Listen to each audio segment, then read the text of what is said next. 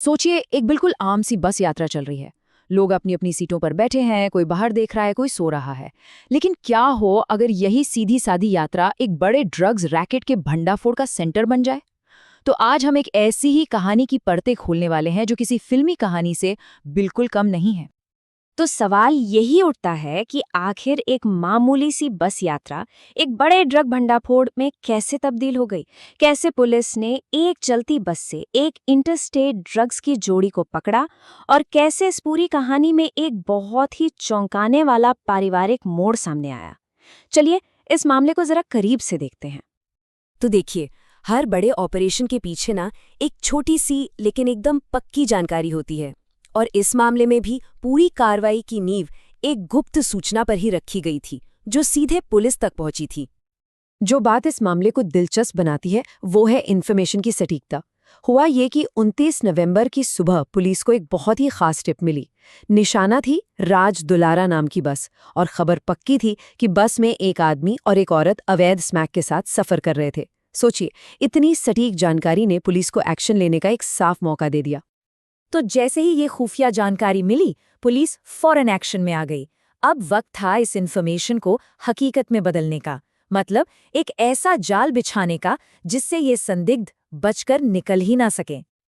देखिए, ये कोई अचानक की गई कार्रवाई नहीं थी, बल्कि एक पूरी तरह से प्लान किया गया ऑपरेशन था।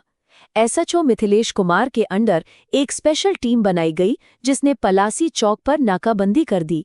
जैसे ही राज दुलारा बस वहां पहुंची, उसे रोक लिया गया और टीम ने फौरन उन दो संदिग्धों की पहचान कर ली जिनका जिक्र सूचना में था। ठीक है, तो संदिग्ध तो मिल गए, लेकिन असली सवाल तो अब था, क्या उनके पास से कुछ मिलेगा भी? ऑपरेशन का सबसे जरूरी और टेंशन वाला हिस्सा अब शुरू होने वाला था। तलाशी शुरू हुई और सबसे पहले जो चीज हाथ लगी वो थी एक मोटी रकम। उस महिला ने बड़ी चालाकी से अपने कपड़ों में 500 रुपए के 100 नोट, यानी पूरे 50,000 रुपए कैश छिपा रखे थे। ये पुलिस के लिए पहले बड़ी कामयाबी थी। और इसके फौरन बाद उस आदमी के पास से एक मोबाइल फोन भी जब्त किया गया। ये सबूतों की लिस्ट में एक और अहम चीज थी जो आगे की जांच में बहुत काम आ सकती थी। पैसे मिल गए, फोन भी मिल गया, लेकिन जिस चीज की असली तलाश थी वो स्मैक, वो कहाँ थी? एक पल के लिए तो वहां माहौल में टेंशन बढ़ गई। क्या मुखबिर की खबर गलत थी? और फिर पुलिस को मिला वो मुख्य सबूत, एक काले रंग की पॉलीथीन, और उसके अंदर 2 पैकेटों में छुपा कर रखा गया था 206 ग्राम स्मैक। ये इस ऑपरेशन की सबसे बड़ी सफलता थी और इसने ये साबित कर दिया कि खुफिया जानकारी एकदम सटीक थी। सबूत अब सामने थे, दोनों संदिग्ध पुलिस की हिरासत में थे। लेकिन ये 2 लोग आखिर थे कौन और इनका आपस में क्या रिश्ता था? जो जवाब सामने आया वो सच में किसी ने सोचा भी नहीं होगा। तो जब इनकी पहचान हुई तो पता चला कि ये हैं 58 साल की बेहुला और 40 साल का सलियल शेख।